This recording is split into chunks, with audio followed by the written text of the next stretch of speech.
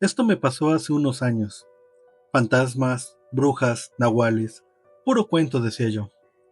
Pero lo que viví en este pueblo de Tlaxcala, lo que mi familia vivió, todavía me despierta de madrugada, sudando y sin aliento. Todo comenzó cuando mi esposa heredó una casa de sus abuelos en un pequeño pueblo a las afueras de Tlaxcala. Era una construcción vieja, con techos de madera y un patio enorme lleno de árboles secos. Sus abuelos ya habían fallecido y nadie la había habitado desde hace años. Pensamos que sería una buena idea irnos unos días, arreglarla y ver si podíamos venderla para sacar unos pesos. Llevamos a nuestros hijos, una niña de 8 años y un niño de 5. La primera noche fue tranquila. El silencio del pueblo era algo a lo que no estábamos acostumbrados, pero también se sentía una calma especial, como si el tiempo ahí pasara distinto. Sin embargo, al día siguiente empezaron los detalles raros. Mi hija nos preguntó si teníamos una mascota. Le dije que no.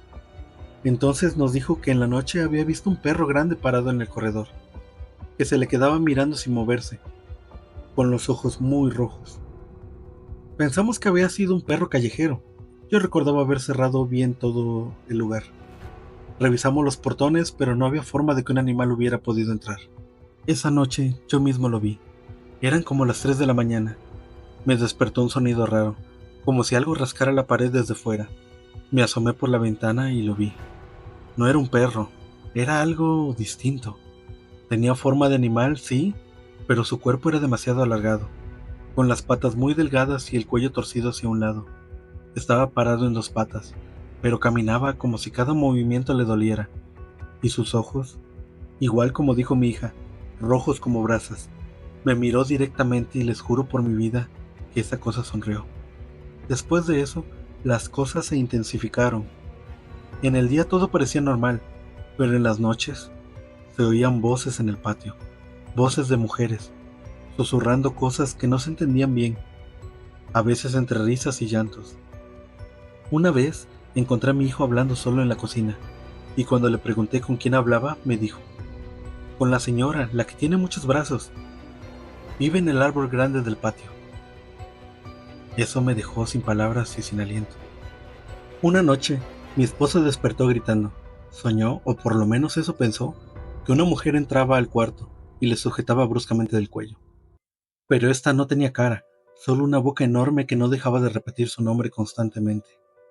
Cuando me acerqué a abrazarla, vi que tenía marcas en el cuello, como si alguien la hubiera sujetado bruscamente. Intentamos irnos, pero el coche no arrancaba. El mecánico del pueblo vino a verlo y mientras revisaba el motor nos dijo sin rodeos: les aconsejo que se vayan. Yo les llevo el carro al taller y de ahí váyanse de una buena vez. ¿Por qué?, le pregunté. La bruja vieja, la que murió quemada. Esta casa está marcada, y ustedes trajeron niños, prácticamente llegaron a despertar lo que estaba aquí durmiendo. Después nos dijo, por eso los viejos que vivían aquí mejor se fueron a vivir a otro lado, y dejaron esta casa cerrada, como debió quedarse. Nos fuimos esa misma noche a dormir a la casa del sacerdote del pueblo. Él nos ofreció muy amablemente alojamiento, por precaución. Él fue el primero que nos habló del nahual. Nos explicó que en el pueblo existían brujas desde hacía generaciones, y que también había un nahual, una especie de guardián que tomaba forma de animal según las creencias del pueblo. Se creía que el nahual era quien mantenía a raya a las brujas, desde que él llegó hace unos años, mucho después de que la casa quedara abandonada. También nos dijo que últimamente las brujas estaban más activas, todo debido a que habitamos esa casa que llevaba tiempo vacía. El padre dice que todo había empezado por algo que hicieron los abuelos de mi mujer, algo que hizo enojar a las brujas. Se dice que lanzaron una maldición sobre la propiedad, y todo aquel que vive en ella termina con un final muy trágico.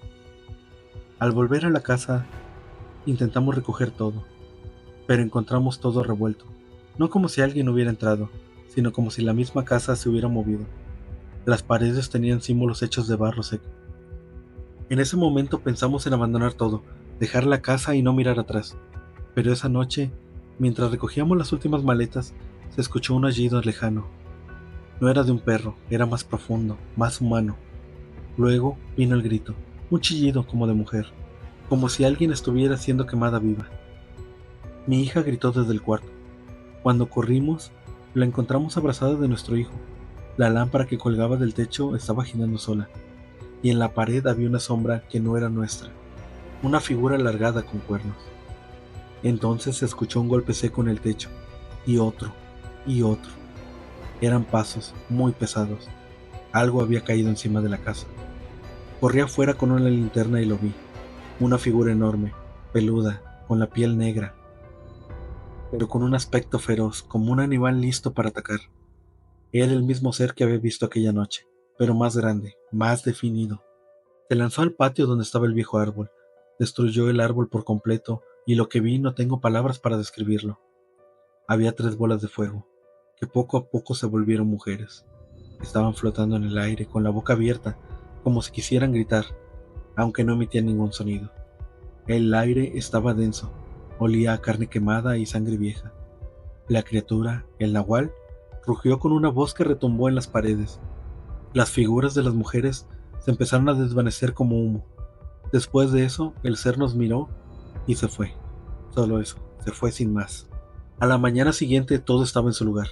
La casa intacta, sin símbolos, sin daños, sin rastros de lo que pasó, como si nada hubiera pasado en absoluto. Pero nos fuimos, dejamos esa casa, el pueblo y todo. No regresamos jamás y no tengo intenciones de regresar ahí. Una semana después, la casa simplemente ardió en llamas. Dicen que fue un rayo, pero no había una tormenta y nadie del pueblo quiso acercarse. Nadie lloró la pérdida, nadie habló del fuego. Ya no sé si un nahual es bueno o malo, pero sí sé que ese día para nosotros fue un ángel muy aterrador. Y no sé qué hubiera pasado si él no hubiera llegado en ese momento. De pensar en mis hijos y las cosas que pudieron ser, solo puedo estar agradecido. Gracias por escuchar este relato, y si alguna vez vivieron algo que simplemente no tiene explicación, recuerden que pueden enviarme sus historias al correo o por mensaje. Yo leo todos sus mensajes y nos vemos aquí, en el lugar donde las sombras tienen voz. Saludos.